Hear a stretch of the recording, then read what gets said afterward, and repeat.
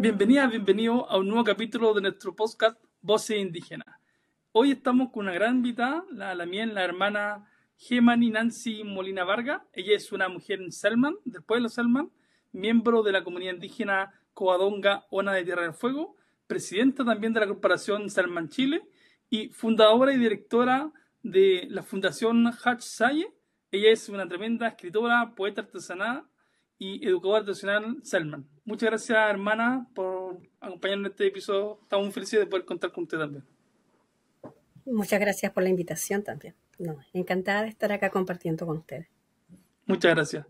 Hermana Gemani, usted nació en Valdivia, me contaba, pero está actualmente radicada en Tierra del Fuego, el territorio ancestral del pueblo Selman, donde usted ha trabajado arduamente en los últimos años por dar a conocer la existencia de su pueblo, de los valores y sus principios, y nos gustaría que usted nos pudiera compartir un poco cómo fue el crecer en Valdivia sin saber que era indígena y cómo descubrió que el ser Selman era algo distinto. Bueno, sí, nací en Valdivia, una ciudad hermosa, de mis padres, con mis hermanos, mi familia. La verdad es que, a diferencia de lo que mucha gente cree, no es que uno nunca haya sabido que tiene un origen, en este caso, en aquellos años se hablaba de los Onas. Nosotros siempre supimos que el abuelo era Ona. El punto es que uno no asume esa parte indígena porque todo el medio y en el colegio y en todas partes se hablaba de que no existíamos. Entonces era como una situación de sentimientos encontrados en la cual nosotros sabíamos que el abuelo era Ona, pero no tenía mayor relevancia porque todo indicaba que el sentimiento de soledad o la sensación de que estamos solos en el mundo era muy grande y que las pocas veces que alguien podía comentarlo fuera del hogar era para ser ridiculizados. Entonces, no era un tema. Nunca, eh, no había un conector entre saber que el abuelo era Selknam a sentirse Selknam. ¿Me entiendes? No hay, esos son procesos. Y en mi caso, el proceso partió desde mi adolescencia en adelante, cuando ya era más grande, de adulta comencé a interiorizarme y a empezar a investigar la historia de la familia, pero yo nunca descubrí ser Selknam. De alguna manera yo siempre lo supe, o ¿Y mi cómo, familia cómo lo siempre. supo? ¿Eso le contaban las historias familiares, su abuelo? ¿Cómo La supo usted oralidad que era? familiar, claro. La oralidad familiar era un secreto a voces, en realidad no eran temas, no eran temas importantes dentro de la familia, se sabía. Era el tema, digamos, que todos sabíamos que el abuelo había salido de Tierra del Fuego, que había una historia, pero nadie conocía detalles mayormente de la historia. Era como Entonces, un tema tabú, me imagino, ¿no? era un tema tabú, era un tema Sí. tabú. Justamente el silencio dentro de las familias de los sobrevivientes del genocidio es justamente un rasgo cultural que se mantuvo justamente por la sobrevivencia. Era absolutamente necesario mimetizarse y ocultar de dónde se venía porque de ello dependía la vida. ¿Nos podría Entonces, contar un poco de lo que significó este genocidio? Porque hay mucha gente en Chile que no sabe lo que ocurrió realmente. La dureza de la casa de su pueblo que ocurrió allá.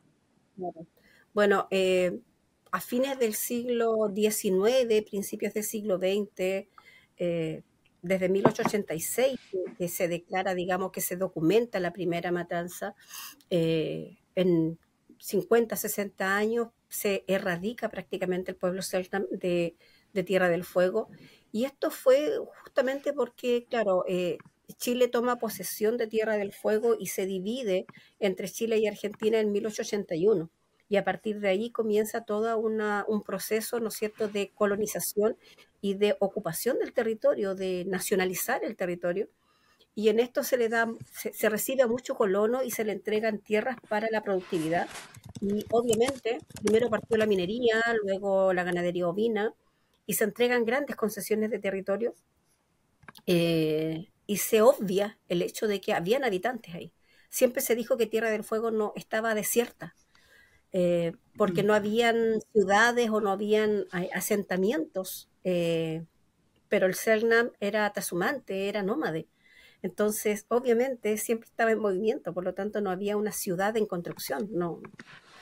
Y frente a esta realidad se dijo que no había nadie y se repartieron los territorios y se levantaron alambradas y se llenó el territorio de ovejas. Y el Selknam, que empezó a encontrar en su territorio habitual, en donde habitó por más de 10.000 años, alambradas, las empezó a cortar. Y obviamente en donde hay un lugar que no existe el sentido de propiedad y se toma lo que se requiere y lo que da la naturaleza para comer, encontraron estos nuevos animales que no había que cazarlos, no había que perseguirlos, había que tomarlos porque no arrancaban, y se les acusa de robos. Entonces, En su propio territorio, imagínense. el Estado de Chile hace la vista gorda y entrega poder a quienes vivían en ese territorio y que tenían, digamos, el poder económico y el progreso. Los grandes asentados son ellos. Así es. Los Meléndez, Bueno, los Brown, ¿cierto? sí, Menéndez, Brown. Hay varios apellidos ahí bastante conocidos por la historia, en los cuales se empieza una persecución completa. O sea, aquí no estamos hablando de que se le buscaba para hablar con ellos, sino que empezó una matanza y se les cazaba como animales. O sea, se le pagaba a los peones por indio muerto. Y había precio por orejas, por cabeza, por testículos, por senos. Y empezó un tráfico también muy grande de personas para zoológicos humanos, en donde se comercializaba directamente con las personas. También hubo tráfico de niños, donde los niños, las tolderías eran literalmente atacadas y en donde se mataban a todos los adultos y a los niños se les sacaba de Tierra del Fuego para servicio doméstico. Y también se llevaba. los sacaban. ¿Y se lo llevaba a la ciudad en Magallanes o se lo llevaba a otras regiones? A Punta Arenas y a otras regiones también. Entonces, ya para el año 1890, fines del siglo XIX, empieza esta suerte de matanzas tan atroces en las cuales, bueno, llega la iglesia salesiana con un intento de hacer un trato como para detener las matanzas y también hacer esta evangelización y casa de almas, ¿no es cierto? Y se le concesiona a Isla Dawson, y llegan a un acuerdo con la sociedad explotadora en aquellos años, que era la empresa que dominaba, y en vez de pagar una libra esterlina por indio muerto, esa libra esterlina se le pagaba a la iglesia salesiana y se deportaban a los indígenas Selknam a Isla Dawson, a la misión salesiana.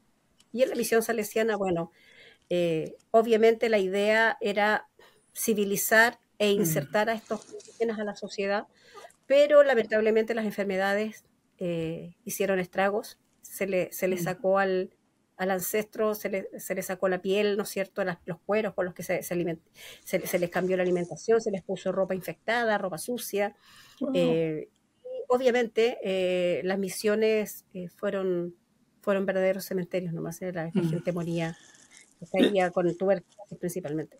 Hermana, Pero ¿usted cómo tomó conciencia de eso? ¿Fue porque su familia le contó? Porque, por ejemplo, yo cuando estudié en el colegio nos decían que los Selknam no habían desaparecido, no se sabía mucho, pero nunca nos dijeron que ocurrió ese genocidio tan duro allá.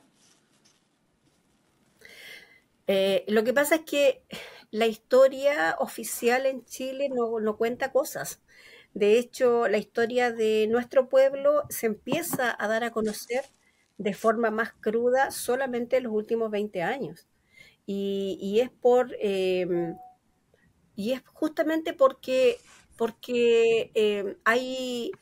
empiezan a haber antropólogos, historiadores con una visión más nueva, con una visión crítica de la historiografía oficial que había. Y también nosotros desde el año 2015, cuando empezamos a trabajar y empezamos a organizarnos, empezamos a levantar la voz y a pedirle a los historiadores que empiecen a decir la verdad. La verdad histórica. Claro, porque lamentablemente hasta hace muy poco tiempo no existía un Selknam que dé una versión.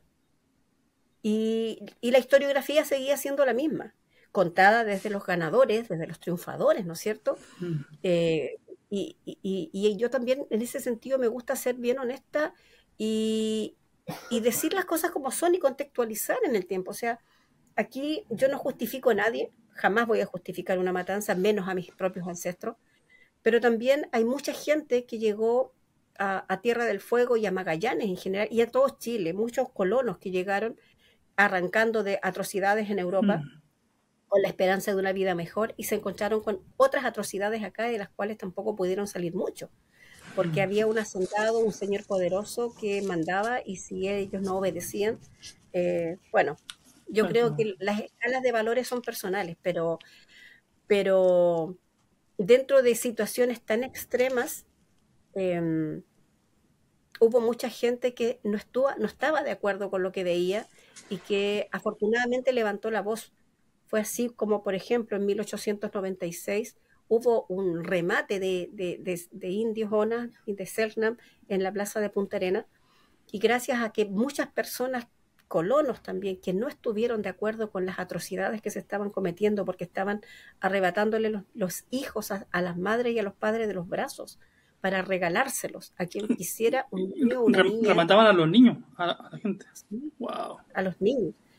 Entonces se supo y existió un sumario, que es un sumario público, encargado por la República de Chile, es un documento judicial, el sumario de los vejámenes ONA, en donde están todos los testimonios de todas las vejaciones que sufrieron solamente en esa instancia histórica, en ese periodo de 1895-1896 que duró el juicio, que obviamente no tuvo culpables ni condenados, pero que el documento existió y gracias a ese testimonio único que existe, que es desde el Estado de Chile, nosotros pudimos probar que es verdad que habían un montón de niños que sacaron para comercio sexual, para servicio doméstico, para la marina mercante, para la minería en el norte, y los trasladaban y se los comercializaban de la manera Mm. más atroz y nadie decía nada porque todos lo escondían bajo adopciones irregulares, Mm. porque a los niños les cambiaban los nombres y era un niño para criarlo para el trabajo. La mano de obra Entonces, barata nomás. Su abuelo fue uno de esos niños que. así es, claro. Entonces, o sea, en realidad nosotros todavía estamos en procesos de investigación Mm. de la historia familiar y a veces pensamos que nunca vamos a lograr dilucidar completamente las historias, Mm. pero no existió ningún sobreviviente, niño o adolescente que no haya sido para el servicio Mm. de la productividad de otro. Sí. Y no estamos hablando de un servicio pagado. No sé si se conoce el caso de Canadá. Sí. Lamentablemente fue bastante similar. También a los niños indígenas los arrebataban de sus comunidades y sus primeras naciones, la iglesia. Y los llevaba a estos internados donde los golpeaban, los asesinaban, muchos de ellos fueron violados. Y en las últimas décadas No, aparecieron muchos de sus cuerpos en los patios de la iglesia. Y el todo gran enterrado. cambio que ocurrió ya fue que se creó una comisión de verdad y reconciliación. Porque antes de pensar en la paz, como siempre ocurre en Chile, necesitamos realmente reconocer lo doloroso que ocurrió. Si no reconocemos Justamente. realmente lo que ocurrió, nunca vamos a sanar los parlamentos. Y si no sanamos, ¿cuándo vamos a alcanzar la paz? Imposible. Claro, es que esa es una tarea titánica, diría yo, que nosotros como comunidad sabemos y estamos muy conscientes de ello y también tenemos plena certeza de que nosotros, desde que empezamos nuestro trabajo, nuestra primera meta era sanar nuestras propias historias familiares. Por eso Mm. partimos uniéndonos y pidiendo ayuda, en este caso en aquellos años, hablo del 2015-2016, fue la Universidad Silva Enrique quien nos prestó el primer apoyo y comenzamos con ellos a trabajar en las Ah, genealogías familiares disculpe. y en las historias familiares. Ahí comenzamos en el 2015 con la corporación Selman Chile, ¿cierto? Ahí se forma la Corporación Salgan Chile y No, la no, ¿nos Comunidad puede contar Guadalajara. un poco más cuál fue su propósito y cómo la Universidad Católica Silva le ayudó en ese inicio? La verdad es que nosotros partimos juntándonos solamente por la emoción de juntarnos familias que teníamos un discurso y una historia común que era de mucho dolor. Nunca pensamos que íbamos a hacer algo que fuera como más allá del juntarnos, de tener camaradería, de tener ese abrazo, ¿no es cierto?, el apapacho. Como una red de Eh, apoyo, como... claro, claro, Sí. de primera es como la emoción de no saberse que tu familia es la única. Eh, ¿Cuántos son hoy, por Porque ejemplo, aproximadamente la sí, o el tenemos pueblo, hermanos, cuántos son? imposible saber cuántos Sí. podemos ser como pueblo, pero nuestra comunidad tiene 10 troncos familiares. 10 troncos familiares, o sea, cada tronco familiar hay algunos que son, no sé, por varias subfamilias y pueden llegar a ser, no sé, 50, 60, y hay otros que son más chicos, son 30 y así, ¿me entiendes? Entonces, la verdad es que es un poco difícil poder estimar un número de Oficial. cuántos existen hoy en Chile, porque no todos se reconocen. Sé que, y tengo plena certeza de que hay mucha gente que tiene una oralidad y una historia familiar que no ha querido atender o que le da miedo atender, y que muchas veces las mismas personas dicen, no, si mi abuelo Sí. era de allá, pero Mi no, abuela era mapuche, decían también acá. Hay algo justamente. importante que recordar también, que el pueblo Selma no fue reconocido, hasta hace poco nomás fue reconocido como un pueblo. Creo que el El año 2023 pasado, recién legalmente se reconoció que todavía era un pueblo vivo en Chile. No sé si nos puede contar un poco el proceso de cómo ocurrió que usted estuvo participando con la corporación. sí, bueno, mira, la verdad es que yo siempre digo que nosotros no buscamos los procesos, sino que los procesos como que nos buscan a nosotros. Como te decía, nosotros empezamos solamente con esta idea de juntarnos, de apoyarnos, de compartir memorias, compartir saberes. En realidad eran chispazos de memoria que con la ayuda de los profesionales empezamos a armar un rompecabezas histórico de familias, pero no fue hasta el 2019 que sale una moción de una ley que hacía bastante tiempo estaba dormida en el Congreso, en la cual el Estado de Chile reconocía que se había cometido un genocidio en contra de los pueblos fuego patagónicos. Hablo del pueblo Xernam, Cahuéscar, Yagán y Aoniquenca. Pero el cuerpo de esta ley en su totalidad hablaba de que el pueblo Xernam y el pueblo Aoniquenca estaban absolutamente extintos, Distinto. que no quedaba nada, y que era necesario levantar un memorial para que nunca más en Chile sucedan estas cosas. Y nosotros, esto sucedió en marzo del 2019, y nosotros estábamos haciendo un trabajo público En bastante 2019 visible. estaban diciendo eso, que no existía en Selman.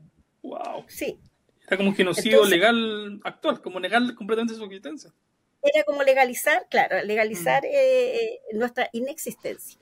Entonces, frente a eso, nosotros tuvimos la fortuna de contar con el apoyo de nuestro asesor, que es el señor Ariel León, hermano del pueblo quechua, Sí. que nos ofreció el apoyo y lo aceptamos, por supuesto, eh, y levantamos un denuncio ante la ONU. O sea, ¿cómo es posible que nos estén diciendo en nuestra cara que estábamos extintos cuando ya teníamos inclusive participación de consultas indígenas, tanto de cultura como de salud, y algunos trabajos con el Ministerio del Desarrollo en aquel tiempo?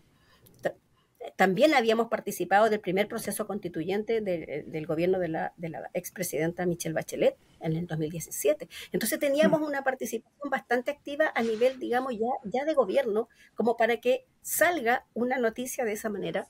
Y desde ese momento nosotros empezamos a trabajar nuestro propio proyecto de ley y empezamos a hacer un lobby político, en el cual tuvimos que, bueno, primero muchas conversaciones al interior de la comunidad para decidir qué queríamos hacer. Habían solamente dos caminos: dejar que el Estado diga que estábamos extintos y seguir trabajando y seguir juntándonos de la forma que lo hacíamos, o avanzar en una pelea que en ese minuto era como mirar el Everest hacia arriba. Y decidimos que si nos iban a declarar extintos no iba a ser sin al menos patalear. Esa fue como la decisión de la comunidad. Valiente. Y levantamos esta decisión y redactamos un proyecto de ley y lo llevamos al Congreso el día 6 de agosto del 2019. Y lo ingresamos con un lobby anterior en el cual tuvieron que sacar firmas de diputados para poder ingresar a nuestro proyecto de ley, que fue transversal de todas las bancadas políticas en Chile. No dejamos que nuestro proyecto de ley se tiña de un color político X. Hablamos con todos los sectores y tuvimos que hacer de tripas corazón y sacar nuestras historias y mostrárselas a los señores y señoras diputadas y que se den cuenta que se había cometido un gran error. Y afortunadamente, como digo, yo no fui a hablar con políticos, yo fui a hablar con personas.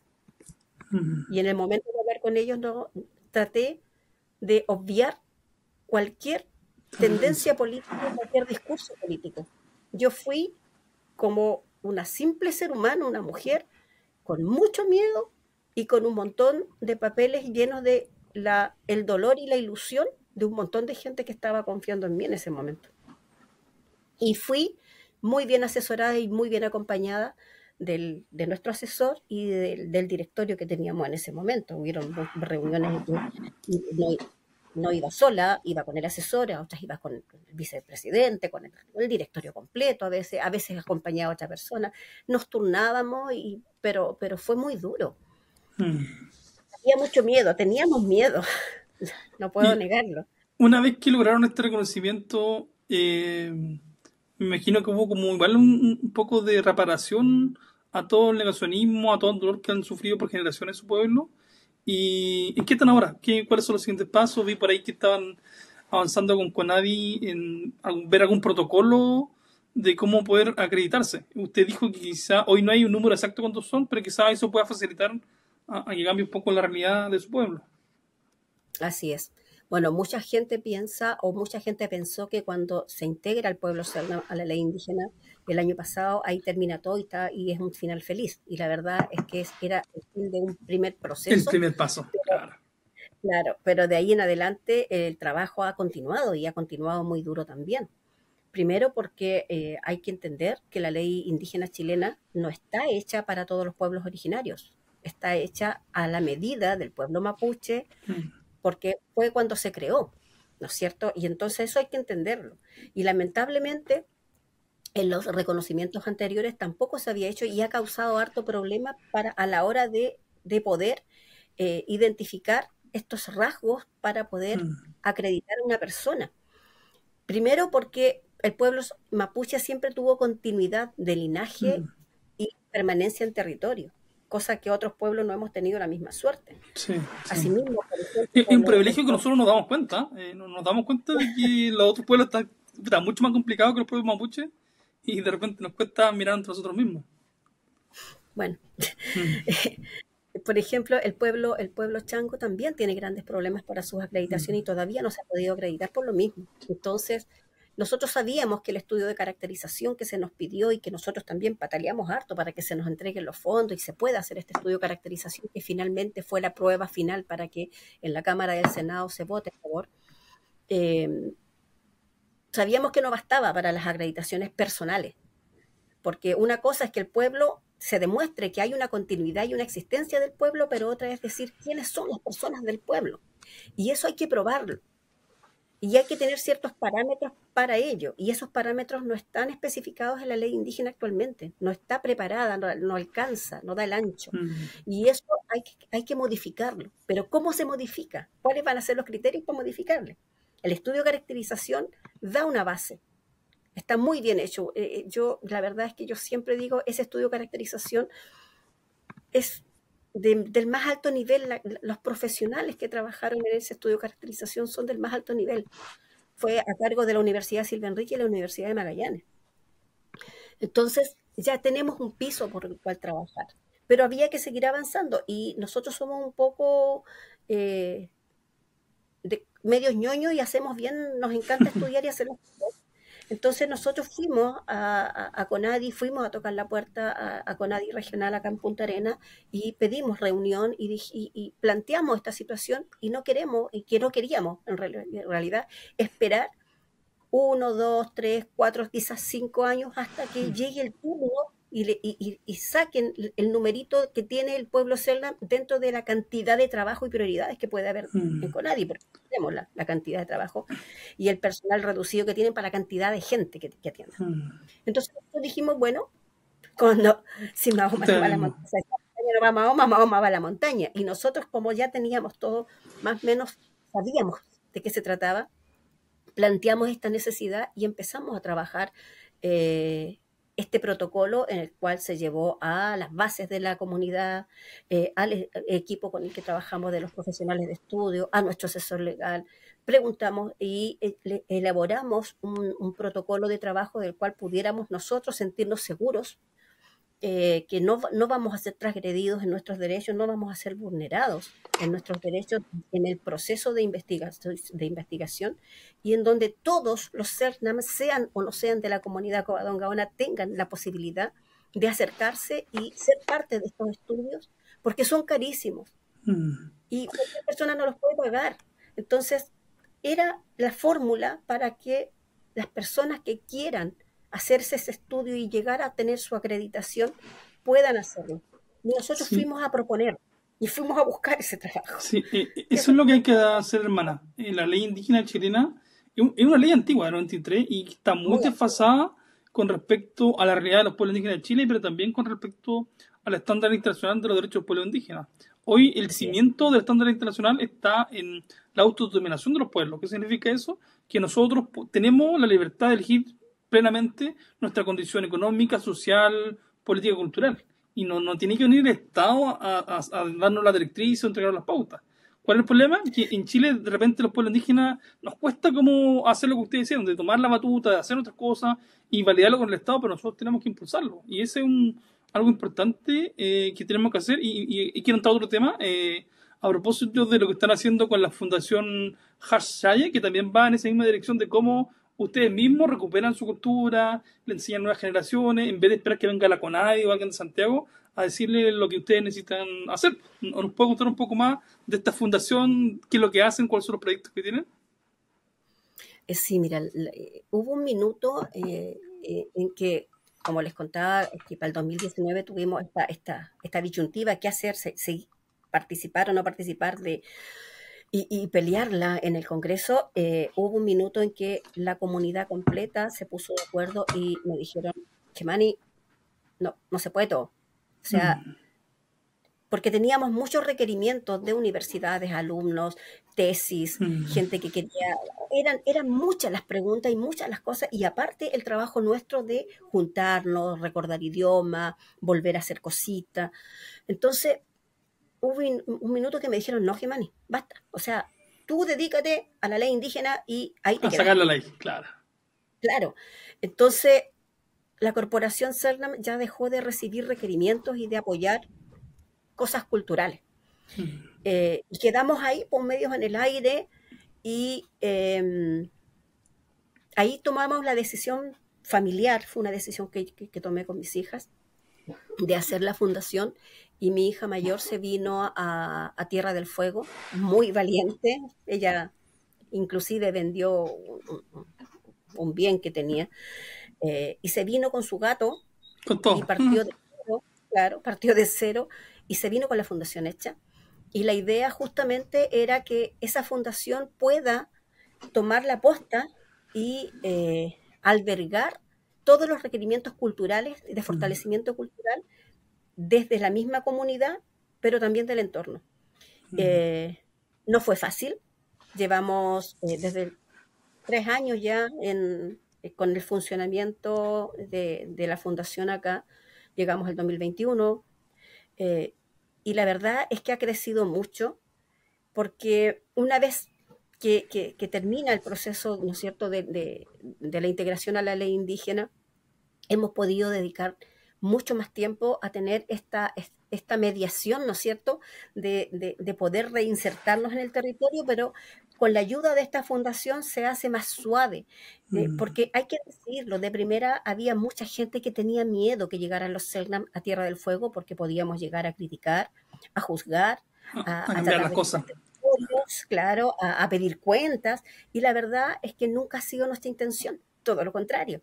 y de hecho hemos tenido un trabajo cultural y una inserción dentro de la sociedad fueguina que existe hoy en día, eh, que ha sido lo más amistosa dentro de las posibilidades que nosotros Mm, tenemos, y de ir apoyando los procesos para la misma comunidad de acá, porque también hay que entender que este dolor no es solamente del pueblo Selknam, mm. también hubo mucha gente no indígena que tuvo que aguantar y ver y desde la impotencia también sufrir mucho.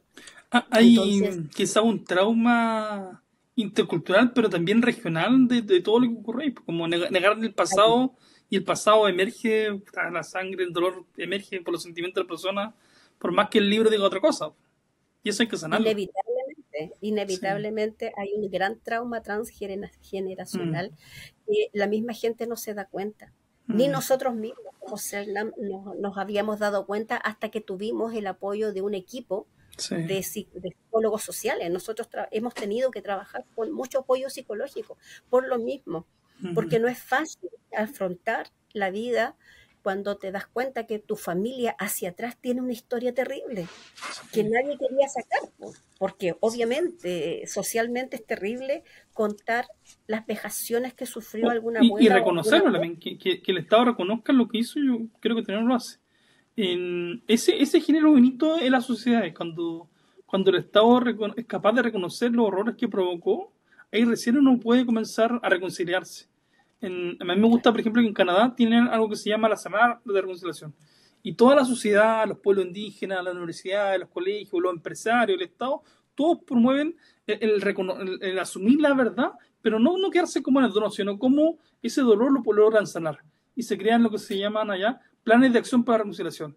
Y las universidades, las empresas, todos los actores como que aportan su granito de enero para que la gente se pueda poder a reconciliar y sanar estos traumas intergeneracionales que, como usted bien dice, afectan y siguen doliendo, y más cuando la gente se hace realeza de lo que ocurre. Claro. Algo que dijo usted importante también, no basta el reconocimiento de la ley. La ley es un primer paso, dijo usted. Pero si es que no existe un cambio cultural, si es que la sociedad magallánica no entiende que habían unos pueblos anteriores, que todavía siguen viviendo, que hay dolores que sanar, que hay que construir un futuro juntos, no se puede seguir avanzando. Eso es algo que nos cuesta aprender en Chile, y ahí yo me imagino que la Fundación Hatchai están apuntando a ese cambio cultural, y vi por ahí que tenían algo que se llama el Día de la Dignidad del Pueblo. Selman, ¿nos puede contar qué es lo que es, en qué consiste, cuál es el Bueno, propósito? este día es el 25 de noviembre de cada año, que en cual se conmemora la primera matanza registrada, por supuesto, la Mm, primera matanza que tuvo registro y que para nosotros es el inicio del genocidio que ocurre en la Bahía San Sebastián a manos de Ramón Lista, y que matan a toda una tandería. O sea, es terrible lo que sucede y está registrado. Hace muy poco tiempo, del lado argentino, se reconoce como el Día del Pueblo Selknam y, y lo eh, hacen eh, feriado. ese mismo día. Sí, sí, es que es el Mira. día donde se da como el inicio del genocidio. Mm, Esa es la importancia porque existe el registro y de ahí en adelante empieza digamos, la secuela, digamos, mm, de matanzas y la seguidilla de matanzas. Y todo este proceso del cual el único fin era limpiar Tierra del Fuego para la mm, productividad. Entonces, nosotros desde el año 2015 que empezamos a hacer un conversatorio, primero en la Universidad Silva Enríquez en Santiago, que era el mismo día 25, en donde exponíamos a quienes nos iban a acompañar y a escuchar lo que había sucedido. Esto sufre una transformación con la pandemia y comienza a ser virtual también con la Universidad Silva Enríquez. Pero desde el 2022, bueno, el 2021 llegamos acá y fue el último año que se hizo virtual el conversatorio. Y el año 2022 cambia un poco la figura porque nosotros decidimos que no podemos solamente conmemorar el día con tanto dolor, porque hay que hacerlo y hay que mm, revivir y hay que dar a conocer lo que sucedió con mm. todas sus consecuencias, sino que Para que también no vuelva a decidimos ocurrir. claro, decidimos ampliarlo a una semana de actividades culturales para que la comunidad fueguina, ¿no es cierto?, nuestros vecinas y vecinos conozcan la realidad de lo que somos hoy en día, porque el romanticismo que queda con los libros sigue evocando a hombres y mujeres con cueros Sí, pintados, llenos de grasa, y que están extintos, que son primitivos. sí. Entonces, nosotros tenemos una continuidad cultural que ha sido fomentada con mucho esfuerzo, con autogestión, y hoy en día tenemos una semana cultural que este año es la tercera versión ya, en Y donde se hacen en esa actividades, semana, eso, ¿qué hacen? ¿Invitan a toda la gente? ¿Son públicas? son públicas, sí.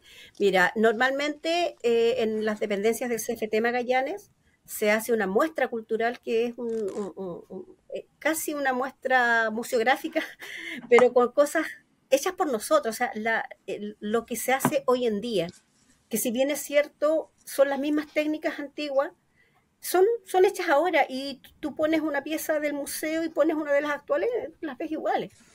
Eh, También existen otras formas de arte hoy en día en nuestra comunidad, entonces eh, hay distintos relatos, ¿no es cierto?, de muestra. Este año va a ser el paisaje del pueblo Selknam entre el cielo y la tierra, así se llama.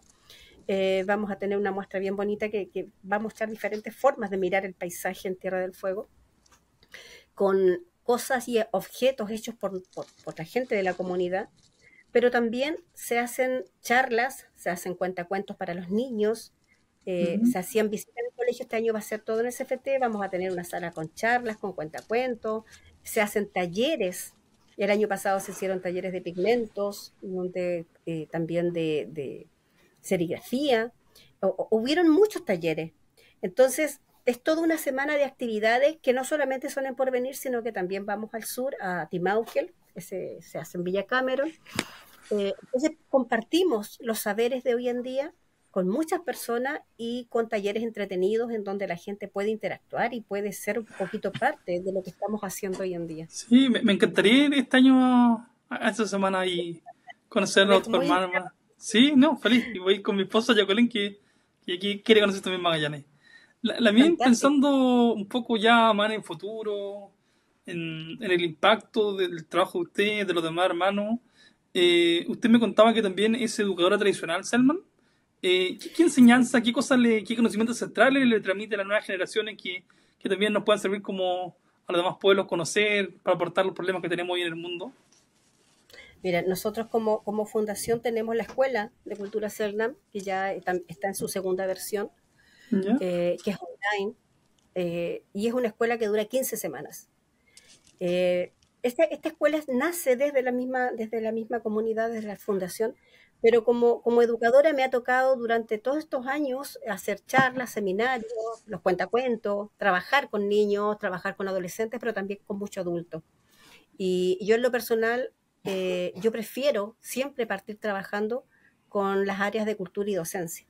Entonces, para mí es fundamental que los profesores y profesoras, los formadores, conozcan nuestra historia, porque a un niño yo no le puedo enseñar algo diferente de lo que le están enseñando en el aula. Ah, Entonces, prefiero allá tienen, por primero, ejemplo, en educación intercultural le enseñan cosas del Selma o no.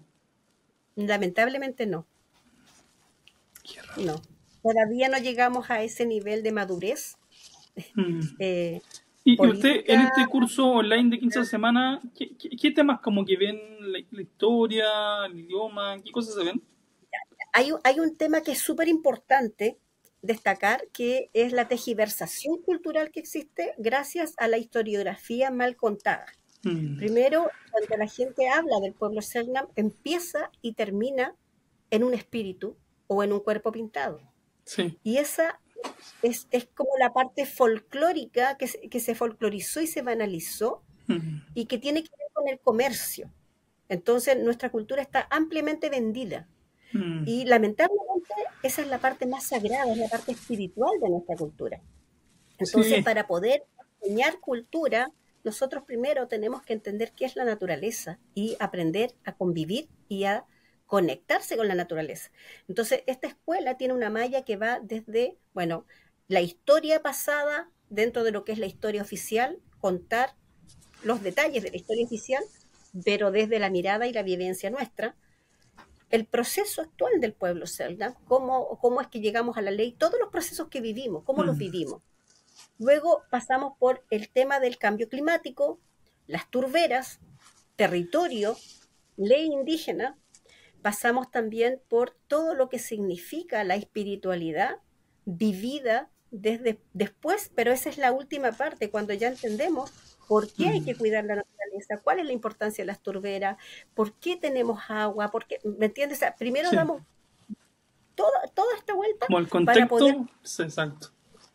poder llegar al meollo del asunto, que es sí. por qué nuestra cultura usa esta iconografía para representar espíritus vivientes que son parte de la naturaleza y de la historia del pueblo serrano.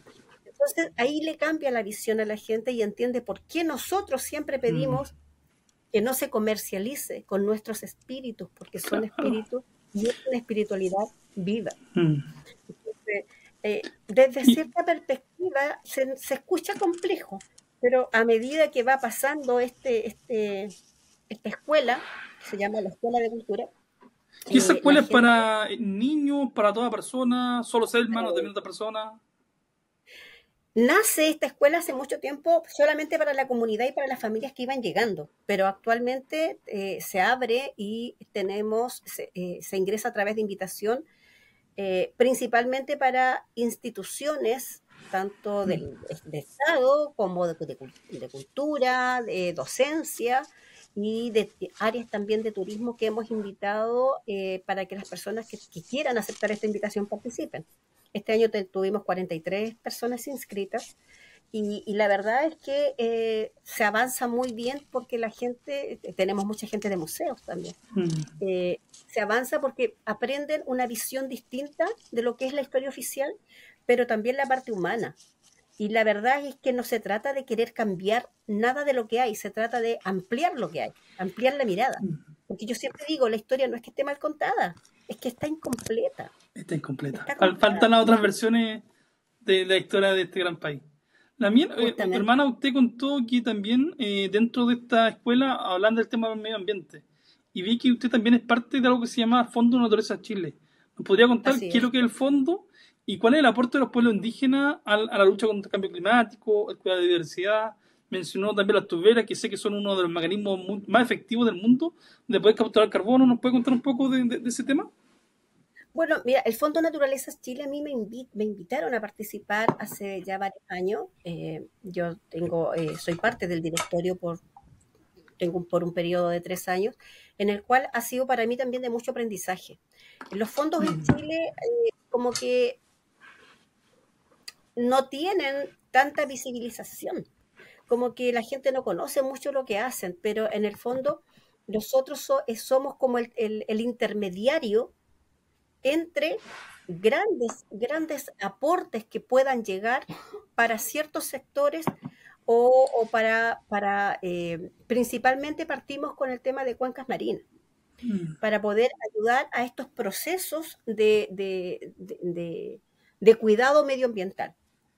La gracia es que nace este fondo con la necesidad de tener una transparencia. Somos 7 directores, pero hay una cantidad de personas ahí mirando para que las cosas se hagan bien y no sea necesariamente lo que como ciudadanos siempre nos quejamos, que las cosas se hacen muy a puerta cerrada y que a veces los dineros de los grandes fondos que llegan para una buena causa se diluyen en el camino. Nosotros lo que hacemos es estar ahí mirando para que las cosas se hagan y la idea es tratar de captar la mayor cantidad de fondos para ir en ayuda de proyectos que tengan que ver con la mitigación del medio ambiente, con la mitigación de las grandes problemáticas y los daños que hay. En este minuto estamos en Juan Fernández, y también hay que decirlo, acá el tema del Fondo Naturaleza Chile no tiene que ver netamente con un tema indígena. Sin embargo, para especificarlo de bien y que se entienda, creo es la primera organización público-privada, porque también aquí hay parte de Estado y parte de organizaciones privadas que tuvieron esta gran iniciativa. Por primera vez en Chile se contempla incorporar a pueblos indígenas. Y somos dos personas, Lamien mapuche y yo, que estamos en el directorio y estamos trabajando para ver de qué manera insertar la mirada indígena en todas las políticas públicas que se están haciendo alrededor de este fondo. Entonces, no es menor tremendo eso. ese. Sí, sí.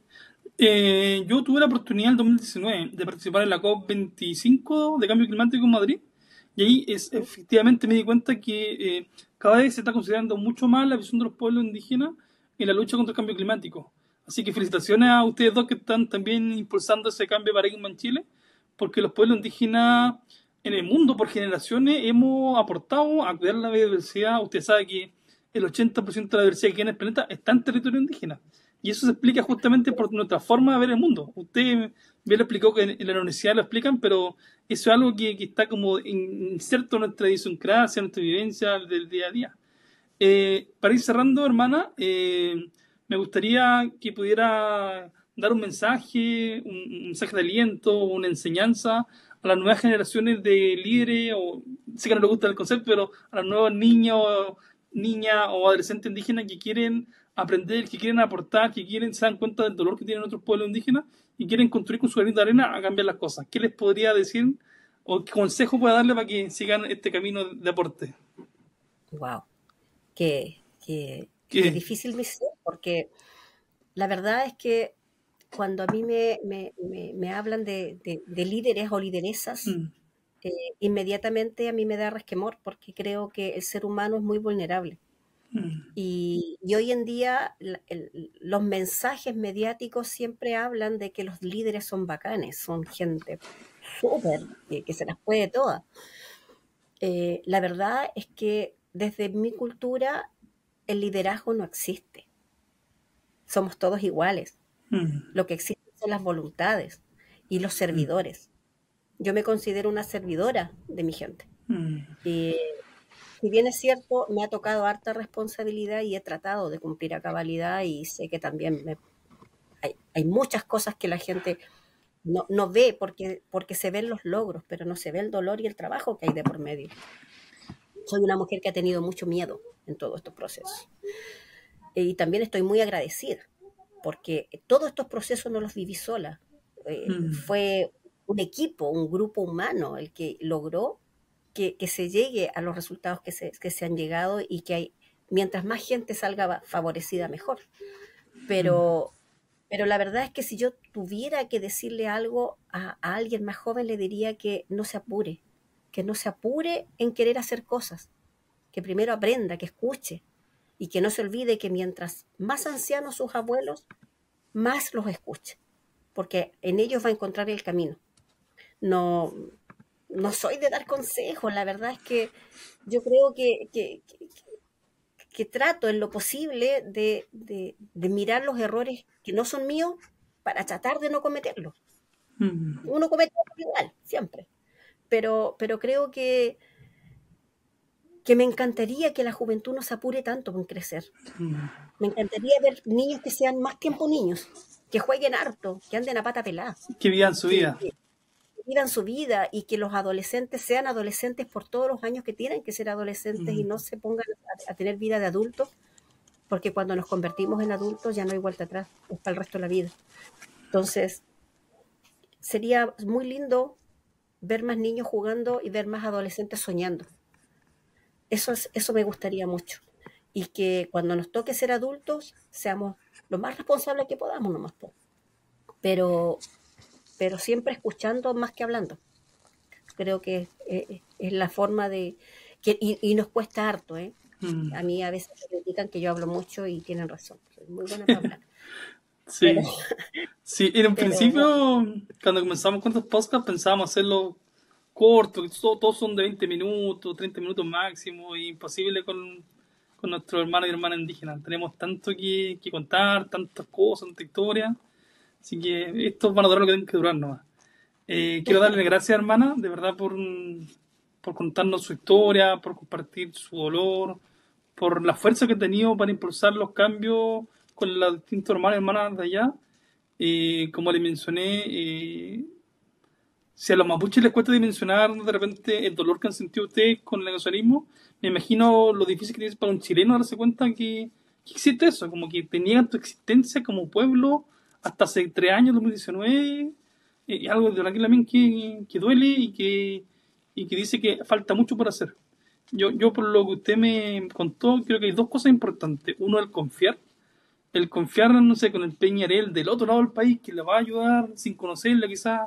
Eso nos falta, volver a confiar entre nosotros mismos, nuestros hermanos de nuestro propio pueblo, con los demás pueblos, incluso confiar con los chilenos o con los no indígenas. Ellos también nos pueden ayudar. Como usted me Por dice, supuesto. no todos son culpables por la historia del pasado. Si colaboramos con las demás personas, si nos escuchamos, si sanamos los dolores juntos, podemos crear un futuro mejor para todos. Y eso quizás es también una enseñanza que podemos dejarle a las otras generaciones. Cómo, y cómo vivimos nuestros tiempos. Quizás necesitamos harto tiempo para sanarnos. Y no tenemos que Por solucionarnos con supuesto. tener todas las cosas grandes. Quizás en este tiempo tenemos que sanar. Después vendrán los grandes proyectos, grandes inversiones. Pero hay que sanar Por lo menos juntos. no hay que apurarse Mm, también, hay sí, que vivir el minuto que uno está viviendo, ¿no? sí. Y no afanarse por más. Sí, en una vida tan acelerada, todos conectados, que todos queremos todo rápido, de verdad que quizás ese es el mejor consejo para cualquier persona indígena o indígena, que paremos un poco, que sintamos donde estamos parados, que sintamos los dolores, que sintamos la alegría, que vivamos nuestra vida y que dejemos vivir a los demás bien. Así que, muchas gracias, hermana, de verdad que se lo agradezco muchísimo. A las demás No, personas gracias. que nos están escuchando, también les doy las gracias por hacer el tiempo de escucharnos. Pregunten, escuchen a los demás, colaboren, confíen, dejemos de estar tan enojados con el resto, con nosotros mismos y creemos un mundo mejor, como bien dijo usted, con el Fondo de Reserva de Chile no son solo indígenas, estamos todos colaborando para tener un planeta mejor. O sea, si no sacamos nada a conseguir con los pueblos indígenas o temas de leyes, si es que no tenemos un planeta en donde vivir a futuro. Y ese planeta es para indígenas y no indígenas, así que hay que cuidar nuestra madre y padre tierra. Muchas gracias, hermana, y nos veremos en otro capítulo. Que estén muy bien.